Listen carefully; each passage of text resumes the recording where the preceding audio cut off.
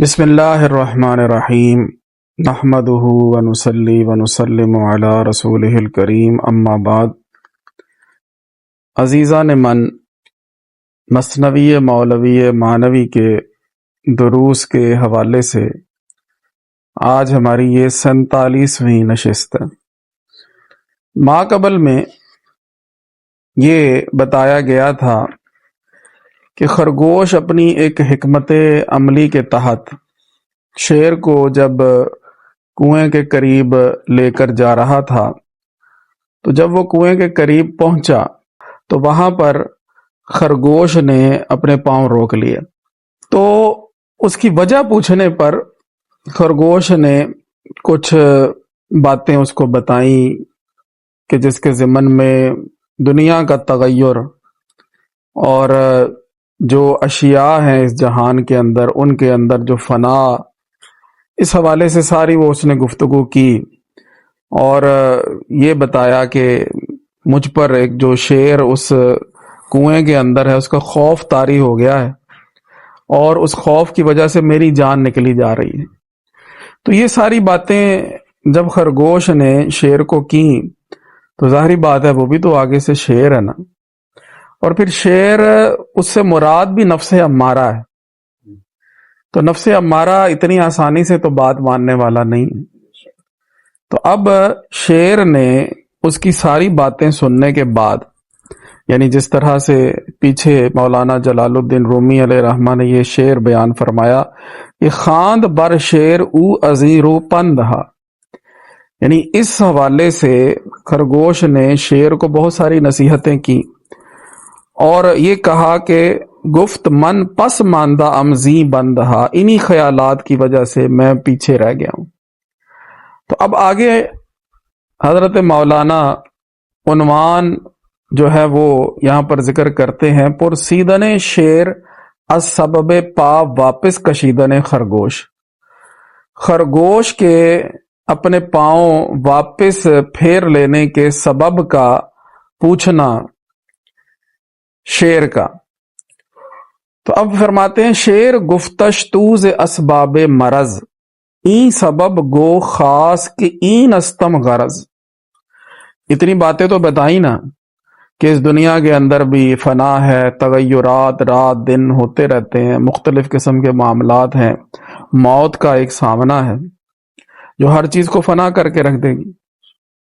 تو یہ ساری باتیں جب اس نے کی تو شیر نے آگے سے کہا کہ یہ اتنی باتیں تم نے کر دی تو اپنا یہ جو اب مرض تمہیں لاحق ہو گیا اور تم یہاں گر پڑے ہو، مجھے کوئی خاص وجہ بتاؤ اس کی کہ این استم غرض، یہ میری غرض ہے، یہ جو تم نے اتنا کچھ مجھے سنایا ہے اس سے مجھے کوئی خاص غرض تمہاری سمجھ نہیں آئی کہ تم یہاں وہاں سے مجھ کو لے کر چلے اور یہاں پر آ کے تم رک گئے ہو، تو مجھے کوئی خاص وجہ سمجھ نہیں آ رہی، مجھے یہ بتاؤ این سبب گو خاص، بتاؤ کہ یہ سبب ہے خاص میرے رکنے کا، اور این استم غرض، یہ میری غرض ہے کہ میں اس وجہ سے یہاں پر رکا ہوں۔ گفت، تو اب وہ خرگوش نے جواب دیا، گفت آن شیر اندری چا ساکن است، اس نے کہا کہ وہ جو شیر ہے نا وہ اس جو کنواں ہے اس کے اندر وہ رہ رہا ہے، اس نے اپنے آپ کو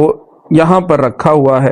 اندری کلعاز آفات ایمن است، وہ گویا کہ یہ جو ایک کنواں ہے نا جی، وہ یہ سمجھتا ہے کہ یہ اس کے لیے کلے کا کام کرتا ہے، اور اس وجہ سے جو ہے وہ یہاں پر اس کنویں کے اندر جو ہے وہ سکونت پذیر ہے۔ تو اب یہ بات سمجھ میں آتی ہے کہ عقل معاد جو ہے نا جی، وہ پہلے جو نفس ہے اس کو نصیحتیں کرتی ہے، اس کو سمجھاتی ہے کہ اگر تم راہ راست پر نہ آئے تو پھر تمہارے لیے خرابی ہوگی، تو ایک دن تو ہر چیز کے لیے فنا ہے، ہر ایک نے فنا ہو جانا ہے، لہذا تم کو یہ چاہیے کہ تم بقا کا راستہ اپنے لیے کوئی تلاش کرو۔ تو اولاً تو یہی چیز ہوتی ہے کہ عقل معاد جو ہے وہ نفس کو نصیحت کر سکتی ہے۔ اب نفس ہے وہ ضروری تو نہیں کہ اس کی نصیحتیں جو ہیں وہ ساری مان لے، کیونکہ وہ بھی نفس ہے اور امارہ ہے، تو پھر یہ بڑا مشکل ہے۔ پھر آخر کار اس کا انجام پھر یہ کرنا پڑتا ہے کہ اس کو کنویں میں گرانا پڑتا ہے۔ اب آگے چونکہ یہاں بات یہ ہو گئی کہ وہ جو شیر ہے اس نے اپنے آپ کو اس کنویں کے اندر مقید رکھا ہوا ہے، وہ اس کنویں کے اندر رہتا ہے، تو کنواں اس چیز کو ظاہر کرتا ہے کہ وہاں عزلت ہے، وہاں تنہائی ہے۔ تو اب مولانا جلال الدین رومی رحمۃ اللہ تعالی علیہ دو شعر جو ہیں وہ عزلت نشینی اور تنہائی کی اہمیت کے حوالے سے بیان فرمائیں گے۔ فرماتے ہیں کار چہ بگزید ہر کے عاقل است، جو بندہ عقل مند ہوتا ہے وہ کنویں کی گہرائیوں کے اندر تنہائی اختیار کر لیتا، جس طرح کنویں کے اندر گہرائی ہوتی ہے اور وہاں کوئی نہیں ہوتا نا، اسی طرح جو عقل مند ہوتا ہے وہ کہیں دور جا کے نا وہ تنہائی اختیار کر لیتا ہے۔ زاں کے در خلوت صفا ہائے دل است، کیونکہ خلوت کے اندر دلوں کی صفائی ہوتی ہے، خلوت بڑی ضروری ہے۔ تو فرماتے ہیں کار چاہ بگزید ہر کے عاقل است، جو عقل مند بندہ ہے، جو یہ چاہتا ہے کہ میرے دل کی صفائی ہو، جو یہ چاہتا ہے کہ میرے دل پر انوار الہیہ کا نزول ہو، تو اس کے لیے سب سے بہترین حال یہ ہے کہ دنیا کے میلے جمیلوں سے بندہ آزاد ہو کر کہیں کسی پہاڑ پر، کسی غار کے اندر، کسی جو ہے نا جی وہ کنج تنہائی کے اندر اپنے آپ کو وہاں پر رکھے۔ اور یہ دیکھیے کہ جتنے بھی انبیاء ہیں، اولیاء ہیں، ان کی زندگی میں ابتداً جب ان کے وہ سارے معاملات شروع ہوتے ہیں نا جی، اس میں یہ انقطاع از خلق جو ہے نا جی، اس کا عنصر آپ کو نمایاں نظر آئے گا۔ رسول مکرم صلی اللہ تعالی علیہ وآلہ وسلم آپ نے بھی اعلان نبوت سے پہلے یہی خلوت نشینی کو اختیار فرمایا، تو اس کا بڑا فائدہ ہے۔ فرماتے ہیں ظلمت چاہ بہ کے ظلمت ہائے خلق، مخلوق کی ظلمت سے چاہ کی، کنویں کی ظلمت جو ہے وہ بہتر ہے، کیونکہ جتنا بندہ لوگوں کے ساتھ میل ملاپ رکھے گا اتنا ہی اس کا دل جو ہے وہ یاد الہی سے غافل ہوتا جائے گا، غفلتوں کا اندھیرا جو ہے وہ اس کے دل پر چھاتا جائے گا۔ فرماتے ہیں کہ اس سے بہتر یہ ہے کہ بندہ کسی کنویں کے اندر، اس کی ظلمتوں کے اندر اپنے آپ کو تنہا کر لے۔ جو جتنا لوگوں سے میل جول رکھے گا اتنا ہی جو ہے نا جی اس کے لیے راہ سلوک میں مشکلات جو ہیں وہ درپیش آئیں گی۔ امام کشیری رحمت اللہ تعالی علیہ فرماتے ہیں کہ ہر کے خواہد کے دین وے بسلامت بود، جو بندہ یہ چاہتا ہے کہ اس کا دین سلامت رہے، و تنو دل وے آسودہ بود، اور وہ یہ چاہے کہ اس کا جسم، اس کی جان، اس کا دل آسودہ حال ہو، سکون کے اندر ہو، گو کہ از مردمان جدا باش، اس کو یہ کہہ دو کہ وہ لوگوں سے اپنے آپ کو الگ کر لے، کہ این زمانہ وحشت است، یہ زمانہ وحشت، طرح طرح کے جال جو ہیں وہ بچھے پڑے ہیں، نہ آنکھوں کی حفاظت ہو سکتی ہے، نہ کانوں کی حفاظت ہو سکتی ہے، نہ زبان کی حفاظت ہو سکتی ہے۔ جتنا انسان میل ملاپ کرے گا اتنا ہی جو ہے نا جی دل پر اندھیرے چھاتے جائیں گے، اور جتنا انسان جو ہے وہ عزلت نشینی اختیار کرے گا، خلوت کو اختیار کرے گا، اتنا ہی اس کے دل پر جو ہے وہ انوار نازل ہوں گے۔ تو یہ ہے کہ مقصود یہ ہے کہ دل جو ہے نا جی وہ اللہ رب العزت کی یاد میں لگایا جائے۔ اگر کسی کو لوگوں کے درمیان رہتے ہوئے بھی یہ نعمت حاصل ہے تو اس پر کوئی اعتراض نہیں۔ ایسا بھی ہو سکتا ہے کہ کوئی دنیا کے معاملات میں ہو لیکن دل اس کا وہ اللہ رب العزت کی یاد میں لگا ہو، ہاتھ کار وال تے دل یار وال، ٹھیک ہے نا جی۔ حضرت شیخ سعدی علیہ رحمہ کا ایک شعر ہے، فرماتے ہیں گرت ماہو جا است بزرو تجارت، اگر تمہارے پاس مال بھی ہے اور جناب تمہارے پاس کوئی مرتبہ بھی ہے، یا تمہارے پاس جناب کھیتیاں کھلیان ہیں، تمہارے تجارت تم بہت زیادہ کر رہے ہو، جو دل با خدا ایست خلوت نشینی، اگر تمہارا دل جو ہے نا وہ خدا کے ساتھ لگا ہوا ہے تو تم یہ سمجھو کہ تم خلوت نشین۔ گرت مالو جا است و زرو تجارت، اگر تمہارے پاس مال ہے، جاہ ہے، مرتبہ ہے، زرع ہے، کھیتیاں ہیں، تجارت ہے، اتنے سارے معاملات جو ہے وہ تم کر رہے ہو، لیکن چو دل با خدا ایست خلوت نشینی، اگر تمہارا دل جو ہے وہ اللہ کے ساتھ لگا ہوا ہے تو تم خلوت نشین ہو۔ قرآن مجید میں بھی اللہ جل مجدہ الکریم ان لوگوں کی تعریف بیان فرماتا ہے، رجال لا تلہیہم تجارت ولا بیع عن ذکر اللہ۔ کچھ ایسے بھی لوگ ہیں کہ جنہیں کوئی تجارت، کوئی ان کو عقد بیع، وہ اللہ کے ذکر سے غافل نہیں کرتا۔ لیکن یہاں دنیا کے میلے جمیلوں میں، دنیا کے معاملات میں نمازوں کا نقصان ہو جاتا ہے، اللہ کی یاد سے دل جو ہے وہ غافل ہو جاتے ہیں۔ تو اس کے لیے جو سب سے بہتر چیز ہے وہ یہ ہے کہ بندہ عزلت نشینی اختیار کرے اور اپنے آپ کو جو ہے وہ تنہائی کے اندر رکھ کے اپنے رب کو یاد کرے۔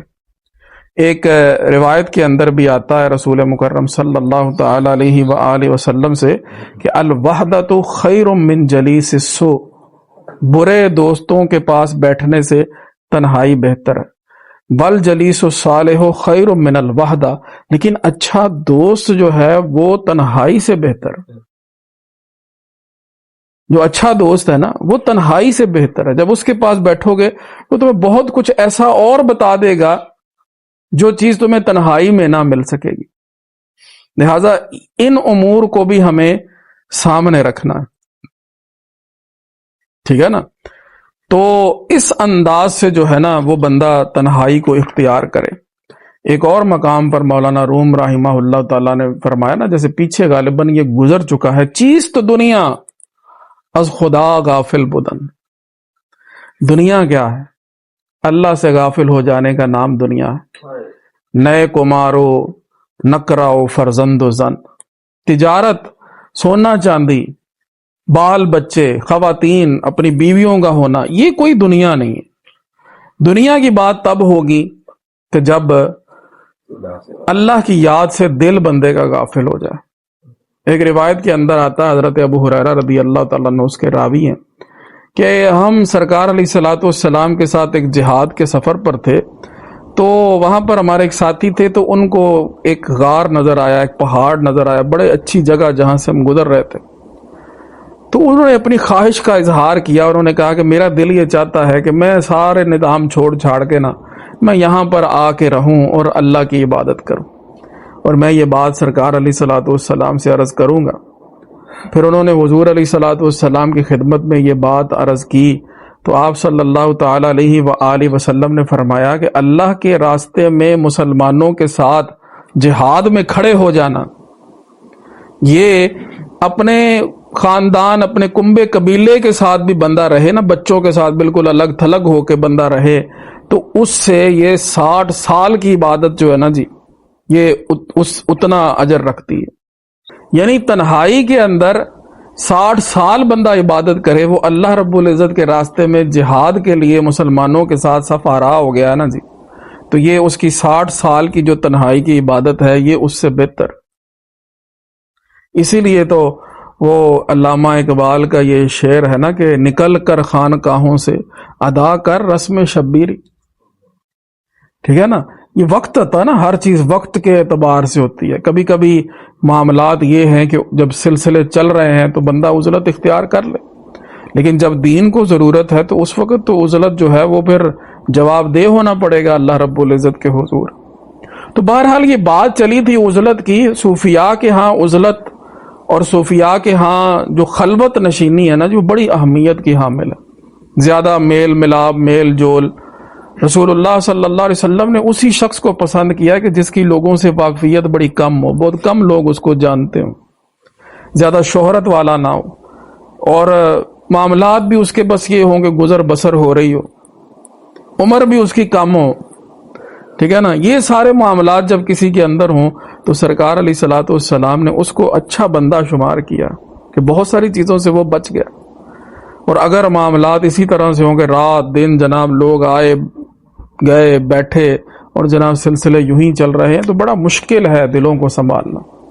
بہرحال اس کے اندر اعتبار دلوں کا کیا جائے گا، ٹھیک ہے نا۔ یہ نہیں کہ جو بندہ لوگوں کے درمیان بیٹھا ہوا ہے یا صاحب شہرت ہے تو اس کے اوپر جو ہے کوئی ایسا الزام دھر دیا جائے کہ یہ اللہ والا نہیں ہے، ٹھیک ہے نا۔ یہ چیزیں یہاں سے ہوتی ہیں۔ کسی کو بہت کچھ جو ہے وہ مخلوق میں بیٹھے ہوئے جو ہے وہ مل جاتا ہے جو خلوت کے اندر نہیں ملتا، ورنہ رستہ ہے، رستہ ہے کہ بندہ خلوت کو اختیار کر کے اللہ رب العزت کا قرب پا سکتا ہے۔ تو فرماتے ہیں کار چاہ بگزید ہر کے آگ کے لست، جو بندہ عقل مند ہے وہ کار چاہ، یعنی ضروری نہیں کہ کسی کنویں کے اندر ہی جانا ہے، کیونکہ یہاں بات کنویں کی ہو رہی تھی تو آپ نے وہ کنویں کا ہی ذکر کر دیا، ورنہ کسی غار میں کسی ویرانے کے اندر، ٹھیک ہے نا، تا گنج غمت در دل ویرانہ مقیم است، ہموارا مورا کوئے خرابات مقام است۔ تیرے غم کا خزانہ جب میرے دل کے اندر مقیم ہو گیا ہے نا، تو اب میرا اس کے بعد مسلسل ویرانوں کے اندر اور جناب برباد جگہوں کے اندر ہی میرا ٹھکانہ۔ پھر دل یہی چاہتا ہے کہ بس ہر چیز کو چھوڑ کے بندہ الگ ہو کے اپنے رب کو یاد کرے، کوئے خرابات میں چلا جائے۔ کیوں؟ کیونکہ اللہ رب العزت کے غم کا خزانہ جو مل گیا، اس خزانے کہاں ہوتے ہیں؟ ویرانوں کے اندر ہی ملتے ہیں۔ تو ویرانوں کی جو ہے نا وہ بندہ راہ تلاش کرے اور اس طرف جائے تو پھر وہاں اس کے لیے اس قسم کے گوہر ملتے ہیں۔ زاں کے خلوت، زاں کے در خلوت صفا ہائے دلست، خلوت کے اندر دلوں کی صفائیاں ہوتی ہیں۔ ظلمت چاہ بہ کہ ظلمت ہائے خلق، مخلوق کی ظلمت سے کنویں کی ظلمت جو ہے وہ بہتر ہے۔ سر نہ برد آنکس کے گیرد پائے خلق، جو بندہ لوگوں کے پاؤں پکڑے گا وہ کبھی کامیاب نہیں ہو سکتا۔ لوگوں کے آگے پیچھے پھرنے سے کچھ نہیں ہوگا، ٹھیک ہے نا جی۔ لوگوں کے آگے بندہ جھکے اور لوگوں کے معاملات کے پیچھے جناب لگا رہے تو پھر اس کے لیے کامیابی نہیں ہے۔ کامیابی یہ ہے کہ بندہ اپنے دل کو اپنے رب کی یاد کے اندر لگائے۔ تو جب اللہ رب العزت کی ذات ساتھ ہے تو پھر کنویں کی جو گہرائیاں ہیں یا کنووں کے جو اندھیرے ہیں وہ کچھ معنی نہیں رکھتے۔ مولانا ہی کا شعر ہے، فرماتے ہیں کہ چو تو بام آئی نہ باشد ہی چغم، جب تو میرے ساتھ ہے تو پھر کوئی غم نہیں۔ گر بود در کار چاہے منزلم، اگرچہ کسی جو کنواں ہے اس کی گہرائیوں کے اندر ہی میری منزل کیوں نہ ہو، اللہ ساتھ ہو تو پھر کوئی مسئلہ نہیں۔ سیدنا یوسف علیہ السلام بھی تو کنویں کے اندر رہے لیکن اللہ ساتھ تھا نا جی۔ اصل چیز جو ہے نا وہ یہ ہے۔ تو بہرحال یہ گفتگو ہو رہی تھی کہ وہ جناب شیر رہ رہا ہے کنویں کے اندر، تو اس سے مولانا کو بات یاد آئی تو آپ نے دو شعر جو ہیں وہ تنہائی کی اور خلوت کی اہمیت پر آپ نے ذکر فرما دیا۔ اب اس نے تو اپنا عذر پیش کر دیا تھا کہ جناب میں نہیں آ رہا، لیکن اب شعر نے کہا گفت پیش آ، اس نے کہا اگے لگ،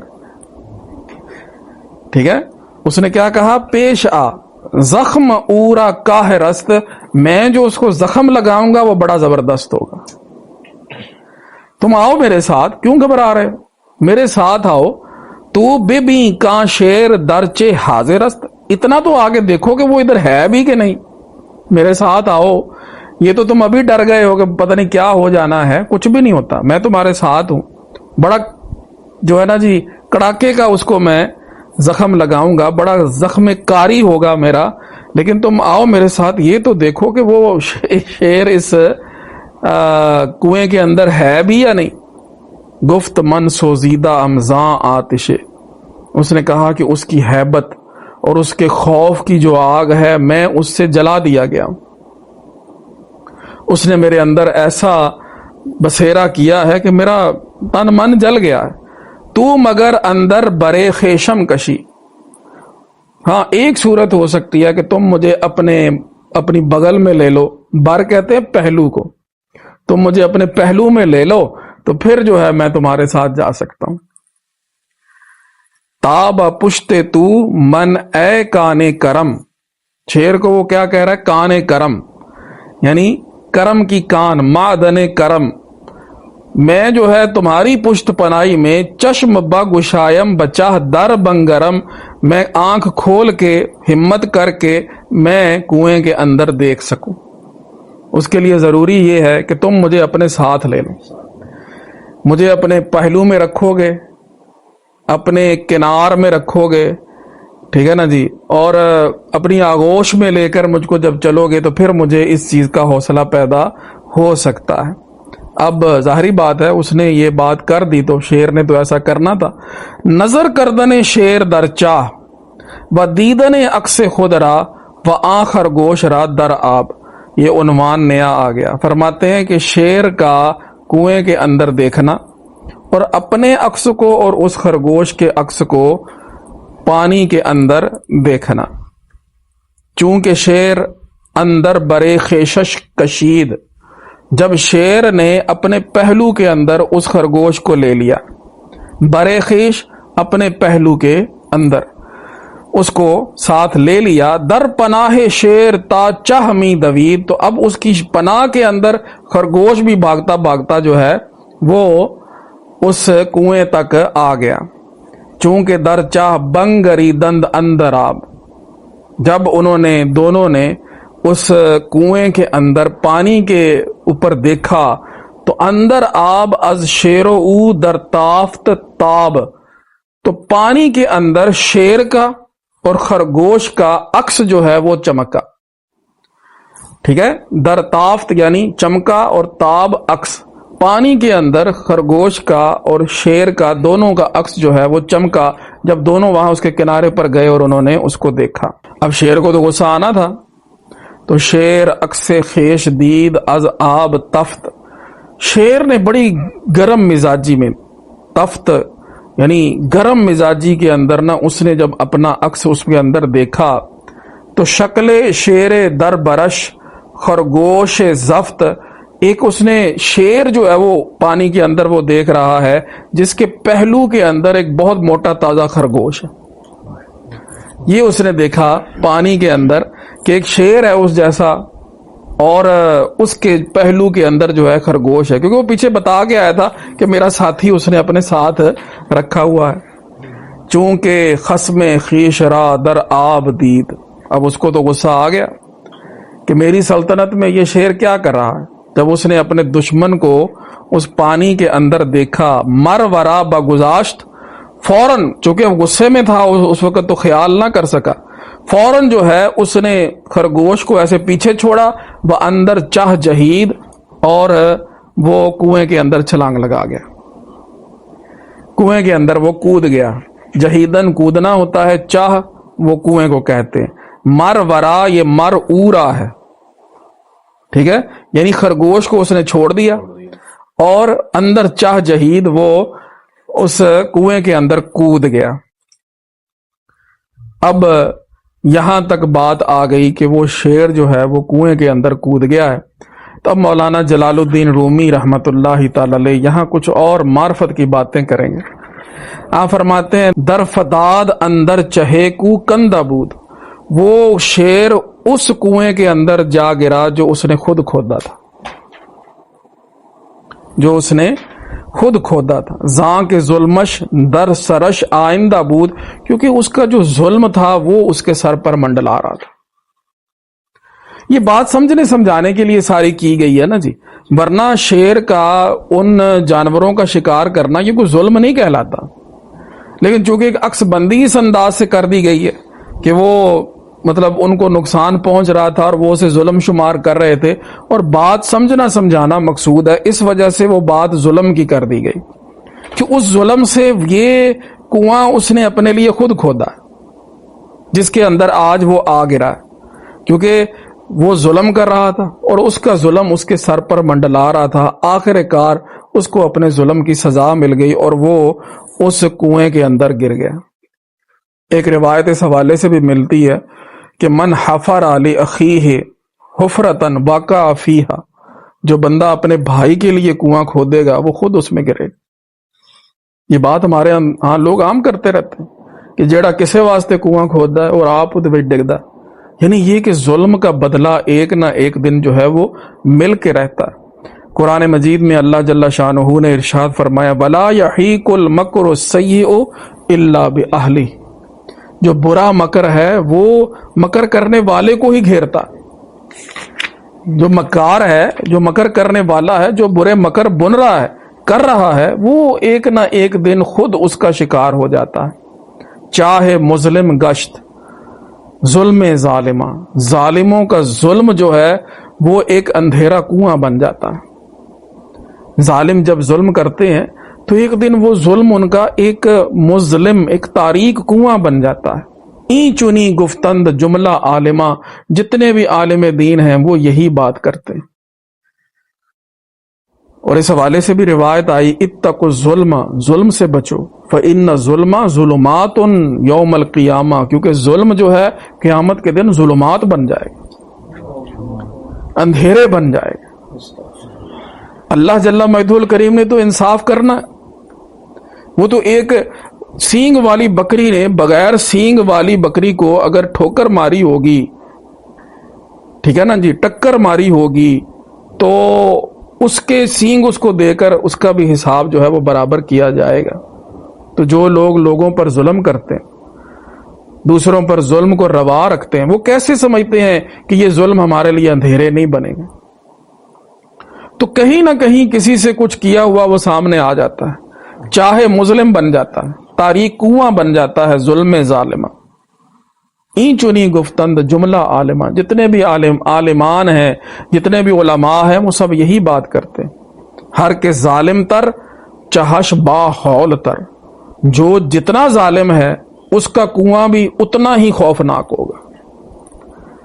کیوں کہ جزاء سیئۃ سیئۃ مثلھا، کہ جتنی تم برائی کرو گے اتنی ہی تمہیں اس کی جزا ملے گی، جتنا ظلم کرو گے اتنا تم اس کی سزا کے لیے بھی تیار رہو۔ ہر کے ظالم تر چہش با ہول تر، ہول یعنی ہول اٹھنے، ٹھیک ہے نا، یہ لفظ اس طرح ہمارے ہاں بھی مستعمل ہے، با ہول تر یعنی انتہائی خوفناک۔ جتنا وہ ظالم ہے اس کا کنواں جس میں اس نے گرنا ہے وہ بھی اتنا ہی با ہول ہوگا۔ عدل فرموداست بدتر را بتر، فرمایا کہ اللہ رب العزت نے تو عدل فرمانا ہے، وہ کیا ہے؟ بدتر را بدتر، جو برا کرے گا اس کے لیے برا ہے، ٹھیک ہے نا۔ یہ بتر جو ہے نا جی، یہ بدتر سے بتر بنا ہے، مخفف ہو گیا جی۔ عدل فرموداست بدتر را بتر، یہ جو برا کرنے والا ہے اس کے لیے اسی طرح کا برا ہونا ہے۔ اے کہ تو از ظلم چاہے میں کنی، اے مخاطب، اے وہ کہ تو جو ظلم سے ایک اپنے لیے کنواں کھود رہا ہے، کندن ہوتا ہے کھودنا، تم جو اپنے لیے کنواں کھود رہے ہو، از برائے خیش دامے میں کنی، یہ نہ سوچو، ٹھیک ہے نا، کہ کیا ہو جائے گا، کوئی کیا کر لے گا، تم اپنے آپ کے لیے ایک دام بنا رہے ہو، ایک جال بنا رہے ہو، جو کسی کے ساتھ کر رہے ہو وہ لوٹ کر آئے گا تمہاری طرف، اس کی جزا جو ہے وہ تم پا کر رہو گے۔ تو اے کہ تو از ظلم چاہے میں کنی، اے وہ کہ تم ظلم کر کے اپنے لیے ایک کنواں کھود رہے ہو، از برائے خیش دامے میں کنی، تم اپنے لیے ایک دام تیار کر رہے، گرد خود چو کرم پیلا برمتن، مثال دیتے ہیں کہ جیسے ایک ریشم کا کیڑا ہوتا ہے نا، وہ اپنے گرد جال ریشم کا بنتے بنتے بنتے بنتے اس کو خود یہ پتہ ہی نہیں ہوتا کہ میں نے بھی باہر نکلنا، وہ اپنی موت کا سامان اس کے اندر ہی کر لیتا ہے۔ فرماتے ہیں گرد خود چو کرم پیلا، کرم پیلا ریشم کا کیڑا، برمتن اپنے ارد گرد یہ جال، مت جو ہے نا اس کو بنو، بہر خود چاہ می کنی، اندازہ کن، اندازہ کن نہیں ہے، اندازہ کن ہے، اپنے لیے تم نے گڑھا کھودنا ہے، اپنے لیے تم نے کنواں کھودنا ہے، اندازہ کن، اتنا کھودنا کہ تم نکل بھی سکو، یہ خیال کر لینا۔ ریشم کے کیڑے کی طرح نہیں، جیسے اندازہ ہی نہیں ہے کہ میرے بھی کہیں سے نکلنا ہے، بس وہ اپنے اوپر لپیٹتا رہتا ہے خود اس کے اندر مر جاتا ہے۔ تو فرمایا بہری خود چاہ میں کنی، کنواں جو تم نے کھودنا ہے وہ اپنے لیے کھودنا، اب یہ تم دیکھ لو پھر کتنا کھودو گے، نکل سکو گے یا نہیں نکل سکو۔ اندازہ کن یعنی ایک اندازے کے مطابق، یعنی اتنا کر سکنا، اتنا کھودنا اپنے لیے کنواں کہ جس سے پھر کوئی نکلنے کا راستہ ہو، یہ نہ ہو کہ اس کے اندر گرو اور پھر نکالنے والا کوئی نہ ہو۔ مرد عیفاں را تو بے خصم مداں، خصم ویسے تو دشمن کو کہتے ہیں، لیکن یہاں پر یہ ایسے شخص کے بارے میں ہے کہ جو کسی کی حمایت میں کسی دوسرے سے لڑے۔ مرد ضعیفہ را تو بے خصم مدا، جو ضعیف ہوتا ہے، مرد ضعیفہ را تو بے خصم مدا، جو ضعیف ہوتا ہے تم اس کو بے خصم بغیر کسی حمایتی کے نہ سمجھو۔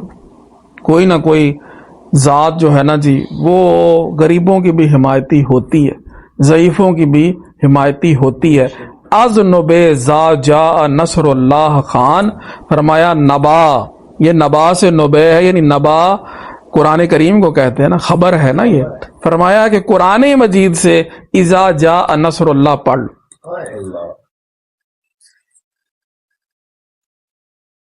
وہ لوگ جو کمزور تھے، اللہ رب العزت کی حمایت وہ ان کے ساتھ ہوئی تو اللہ کریم نے ان کو کامیابیاں عطا کر۔ جو لوگ یہ سمجھ رہے تھے، امیہ بن خلف، ابو جہل، اس جیسے جو یہ سب کچھ سمجھ رہے تھے، وہ خود غارت ہو گئے، لیکن اللہ رب العزت نے جو ہے ان کو اپنی حمایت سے فتح اور نصرت عطا فرما دی۔ تو یہ کبھی نہ سوچنا کہ ضعیفوں کا کوئی حمایت کرنے والا نہیں۔ مر ضعیفہ را تو بے خصم مدا، ضعیفوں کو، کمزوروں کو تو بے خصم، بے حمایتی نہ جان کہ ان کا کوئی حمایتی نہیں۔ اذن بے زا جا نصر اللہ خان، قرآن مجید سے تم اذا جا نصر اللہ پڑھ لو، تمہیں پتہ چل جائے گا۔ ٹھیک ہے نا جی۔ وہ جو باتیں کرنے والے تھے بلال حبشی پہ، وہ جو حضرت صہیب رومی پہ باتیں کرنے والے تھے، اللہ کریم نے کتنی عزتیں عطا فرمائی۔ ٹھیک ہے نا جی۔ یہ چار دانگے عالم میں جناب ان کا آج بھی ڈنکا بج رہا ہے۔ تو فرمایا کبھی بھی کسی کمزور کو یہ نہ سمجھنا کہ اس کا کوئی حمایتی نہیں۔ سب سے بڑی حمایت تو اللہ کریم کی ان کو حاصل ہے۔ گر تو پیلی خصم تو از تو رمید، تم اپنے آپ کو ہاتھی سمجھتے ہو، ہیں یہ کہتے ہو کہ کاما دیاں پھوکا نہ ٹگے نہیں ڈگتے، اپنے آپ کو تم ہاتھی سمجھتے ہو۔ خصم تو از تو رمید، تمہارا جو دشمن ہے وہ تمہارے سے ڈر کے بھاگ رہا ہے۔ نک جزا، یہ جزا بھی سن لو، پھر جو ہاتھیوں والے ہیں ان کی جزا بھی سن لو۔ طیرن ابابیلت رسید، کسی دن ایسا نہ ہو جائے کہ پرندے جو ہیں وہ ابابیل بن کر تمہارے تک پہنچ جائیں۔ آج تم جناب یہ سمجھتے ہو کہ میں ہاتھی ہوں اور جو میرے آگے آئے گا ڈر کے بھاگ جائے گا، لیکن جزا ایک یہ بھی ہے، طیرن ابابیلت رسید۔ یہ ابابیل جو ہے نا جی، یہ کہا جاتا ہے کہ ہمارے ہاں جس طرح یہ کہتے ہیں کہ وہ ابابیل ایک پرندہ ہے، لیکن ابابیل یہ اس میں جمع ہے جس کی واحد کوئی نہیں ہے۔ تو اس کا معنی یہ ہے کہ جو جوگ در جوگ ہوں، جوگ در جوگ ہوں۔ اب یہ اس میں تحقیق کرنے والی بات ہے کہ کیا وہ یہی پرندہ تھا جو جس کو ابابیل ہم کہتے ہیں، یا کوئی اور بھی ہو سکتے ہیں۔ طیرن ابابیل فرمانے کا یہاں پر معنی یہ ہے کہ وہ جو پرندے ہیں وہ جوگ در جوگ آئے ہیں، ایک کثیر تعداد کے اندر آئے جن کی چونچوں کے اندر پتھر تھے۔ اب ایک تو خاص پرندے کو ابابیل کہا جاتا ہے نا، لیکن اگر ہم لغت کو دیکھیں تو یہ ابابیل یہ اس میں جمع ہے، یعنی جمع کے اوپر یہ لفظ جو ہے یہ بولا جائے گا جس کا مطلب ہوگا کہ لشکروں کے لشکر۔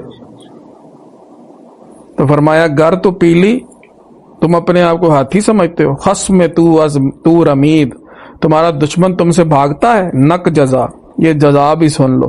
یہ نک جو ہے یہ اینک سے مخفف ہے، یعنی یہ لو، یہ جزا بھی تمہارے سامنے رکھ رہے ہیں۔ طیرن ابابیلت رسید، وہ بھی دن آ سکتا ہے کہ پرندے جو ہے نا جی ابابیل بن کر تم تک پہنچ جائیں۔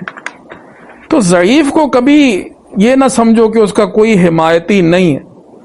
ٹھیک ہے نا جی۔ ابرہہ اپنے آپ کو کیا سمجھتا تھا؟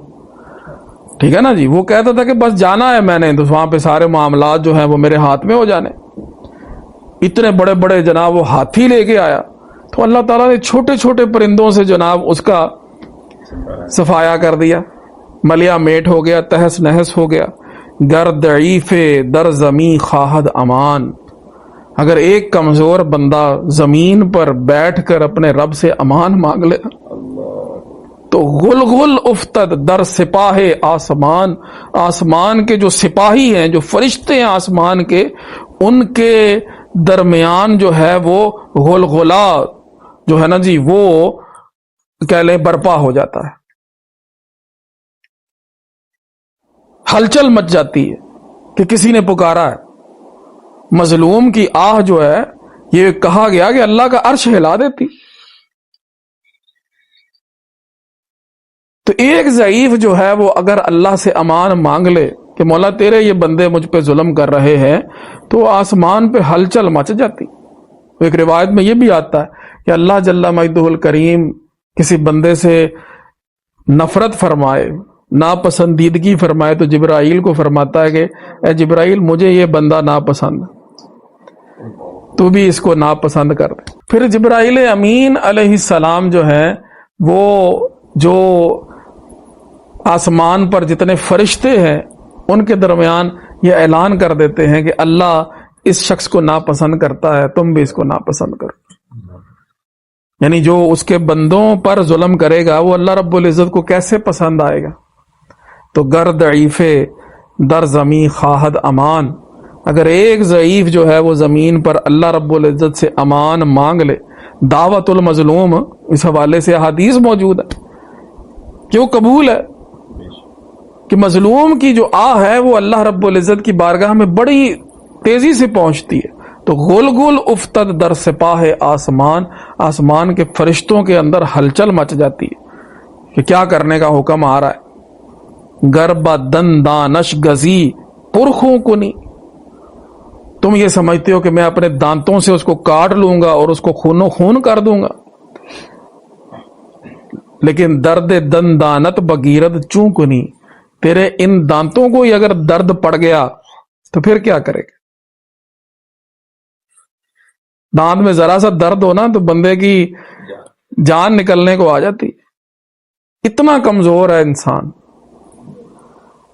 اگر اللہ رب العزت کی طرف سے یہ حکم آ جائے کہ تیرے دانت سارے اکھڑ دیں، آج تو جناب اپنے دانتوں پر بھی بڑا تجھے مان ہے، تو یہ کہتا ہے گر بدن دانش گزی پرخوں کنی.